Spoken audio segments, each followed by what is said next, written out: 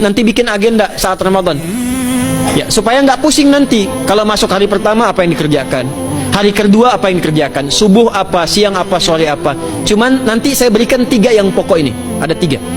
1, meningkatkan sholat. Saya ulang ya, meningkatkan apa? Sholat.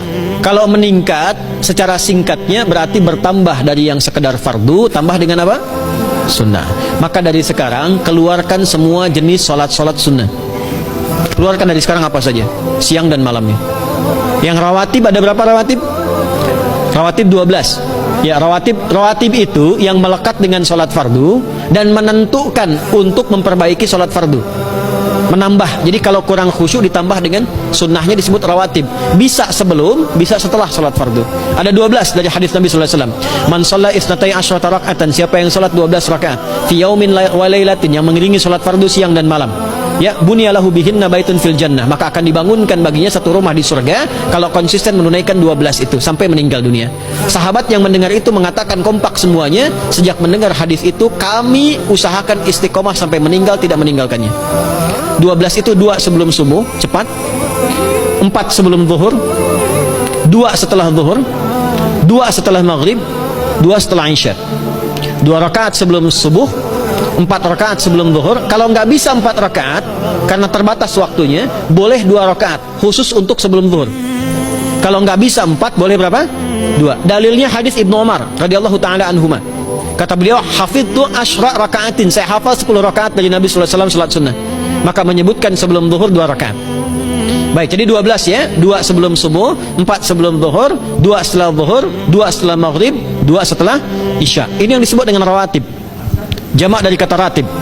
Di luar ini mutlak. Mutlak ini ada yang berdampingan dengan salat fardu, ada yang terpisah. Contoh yang berdampingan, 4 rakaat sebelum asar. 4 rakaat ini bukan disebut rawatib, tapi salat mutlak. Cuma waktunya berdampingan dengan salat fardu. Jadi dia nggak memengaruhi salat fardu, cuma punya keutamaan sendiri. Apa keutamaannya? Hadis Ibnu Umar radhiyallahu taala anhuma, ketika beliau menyampaikan qala Nabi sallallahu alaihi wasallam, rahimallahu ra'an shalla qabla al-asri arba'an. Allah akan menambahkan rahmat pada orang yang terbiasa salat 4 rakaat sunnah sebelum salat asar. Jelas ya? Baik. Kemudian apalagi setelah itu? Salat di antara adzan dan iqamah. Ya, di antara adzan dan iqamah. Tahiyatul masjid. Apalagi misalnya salat duha. Duha dibagi 3. Awal duha itu kurang lebih 1,5 jam setelah salat subuh. Subuh sekarang misal 4:30, maka jam 6 muncul awal duha. Namanya syuruk. Saya ulang, salat apa namanya? Syuruk itu salat awal duha. Jumlah rakaatnya 2 rakaat. Man sallal ghadata fil jama'ati thumma yaqudu yadhkurullah subhanahu wa ta'ala fa yusalli rak'ataini fakana alaihi ka ajri umratin wa hajjin, ya ka ajri ummatin wa hajjin tamatan. Siapa yang salat subuh 2 rakaat dengan berjamaah, ya, dan umumnya kalau berjamaah bisa ke masjid di masjid. Kalau tak mampu ke masjid, tunaikan di rumahnya. Setelah itu tidak beranjak dulu, dia duduk untuk berzikir kepada Allah. Zikir itu bisa baca Quran. Quran surah 15 ayat 9 itu Quran disebut dengan zikir. Quran surah 54 ayat 17, 22, 32, 40 itu Quran disebut dengan zikir. Bisa baca Quran, bisa berdoa. Doa disebut dengan zikir. Quran surah ke-7 ayat 205. Ya.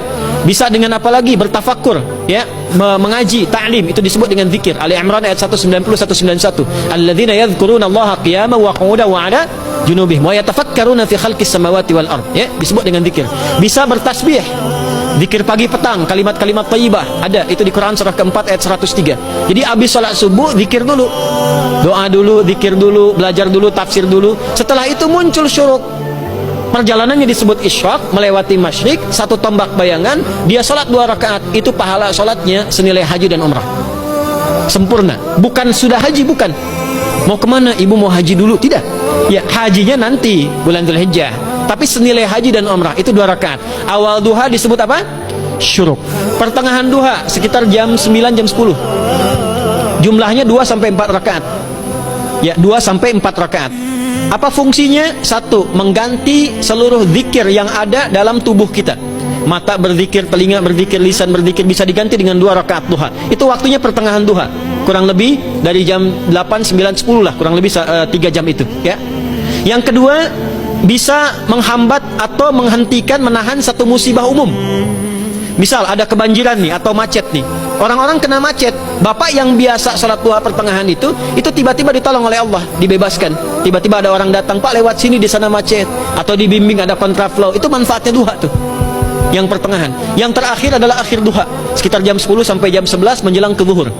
Ya, akhir duha itu jumlahnya dari 2 bisa 4 sampai 8 rakaat. Di antara manfaatnya bisa mempermudah datangnya rizki dengan izin Allah Subhanahu wa taala ketika ikhtiar. Itu duha. Nanti ke malamnya silahkan tahajud, tingkatkan tarawihnya sampai ditutup dengan witir.